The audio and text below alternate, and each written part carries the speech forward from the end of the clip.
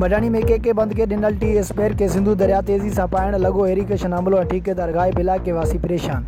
मडानी लग के बंद के 81 मील वट सिंधु दरिया बंद के डिनल टी स्पेयर के तेजी से पाइण लगो।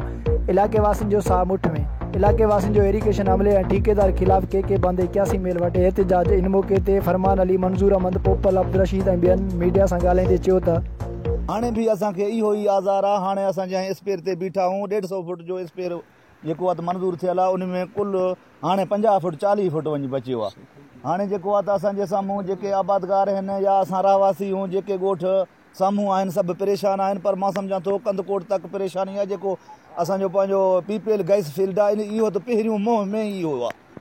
हाणे ऑफिसरनि जो इहो लापरवाही आहे। इरिगेशन जा जेके अमलदार आहिनि हिन वक़्तु ज़ाहिर कोन आहिनि। उहो जेको कल्ह 3 ॾींहं खां हिते दरिया पाइण लॻो आहे, स्पेयर खे खणी वियो आहे। मुगिरी साहिबु जेको एक्शन आहे उहो बि ज़ाहिर कोन्हे। जेको हिननि जा मशीनरी वग़ैरह आहिनि उहे बि असां नथा ॾिसूं। कमु तमामु सुस्त रफ़्तारी सां हली रहियो आहे।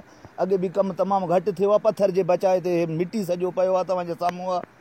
ऐं हिन वक़्तु दरिया में पाणी बि घटि आहे। जेकॾहिं ईंदड़ तारीख़नि में अगस्त जो महीनो सॼो पाणी जो हूंदो आहे, जेकॾहिं इहे वधीक हिन वक़्तु कुल 1 लख क्यूसेक पाणी बीठो आहे। बि इहो अटेक हर शइ हेठि ॻोठाणा सॼा परेशान बीठा आहिनि। कम बि का शइ न थींदो पियो। ऑफिसर घर पिया आहिनि एसियुनि में, का आवाम परेशान लॻो पियो। कमकार दरिया जो का शइ नथो थिए। गुज़िरियल साल बि हिते कमकार घटि थी वियुसि। पाणी घटि आहे बि ईअं पाए थो पाणी, ख़ुदा न ख़ासि अचे। बारिशनि जो बि इम्कान आहे। बारिश कुदरती थी पवे त पोइ आवाम सॼो काॾे वेंदो। ग़रीब माण्हू असां 2-3 आई रहियो आहे। जेके पथर बावजूदि मिटी इस्तेमालु कयो अथनि। सिंध हुकूमत खे अपील था कयूं त ठेकेदार खे कमु फौरी करायो।